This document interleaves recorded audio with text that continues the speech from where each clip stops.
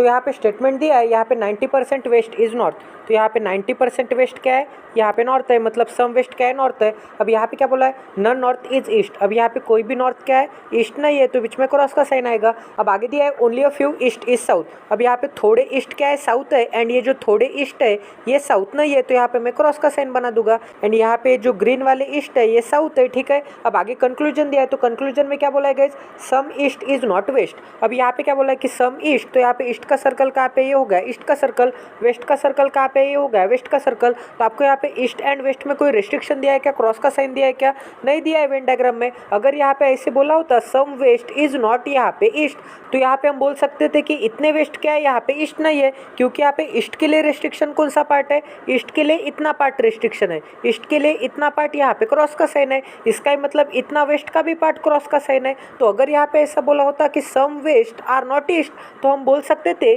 कि इतने जो वेस्ट है ये ईस्ट नहीं हो सकते, क्योंकि यहाँ पे इतने सर्कल के लिए ईस्ट के लिए यहाँ पे रिस्ट्रिक्शन है। बट यहाँ पे ऐसा नहीं दिया था, यहाँ पे बोला था कि सम ईस्ट आर नॉट वेस्ट, तो ये स्टेटमेंट टोटली रॉन्ग है गाइज, क्योंकि यहाँ पे सम ईस्ट वेस्ट हो सकते हैं, तो ये स्टेटमेंट क्या हो गया, यहाँ पे रॉन्ग हो गया। अब आगे क्या बोला है, ऑल वेस्ट इज ईस्ट, अब यहाँ पे वेस्ट का सर्कल कहाँ पे, ये हो गया वेस्ट का सर्कल, एंड यहाँ पे ईस्ट का सर्कल कहाँ पे, ये हो गया ईस्ट का सर्कल। अब ये क्या है, सिंपल पॉजिटिव कंक्लूजन है।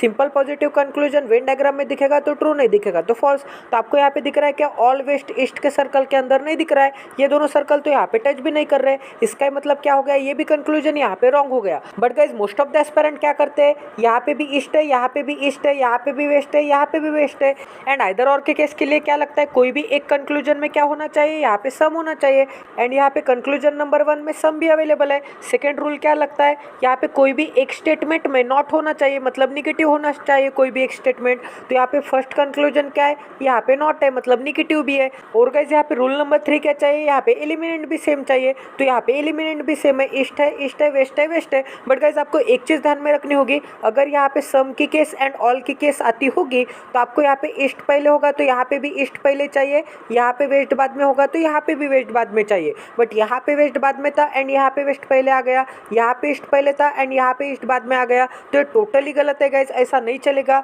यहाँ पे सम एंड यहाँ पे ऑल के केस में आपको यहाँ पे एक जगह पे दोनों के दोनों एलिमिनेंट चाहिए, तो यहाँ पे आइदर और का केस नहीं बनेगा, ये केस बनेगा यहाँ पे नाइदर नॉर का। ठीक है, यहाँ तक समझ में आ रहा है। आई होप कि आप कंफ्यूजन नहीं होगे, एंड आपके लिए एक एक मार्क इंपॉर्टेंट है, तो ये चीज़ आपको यहाँ पे पता होनी चाहिए।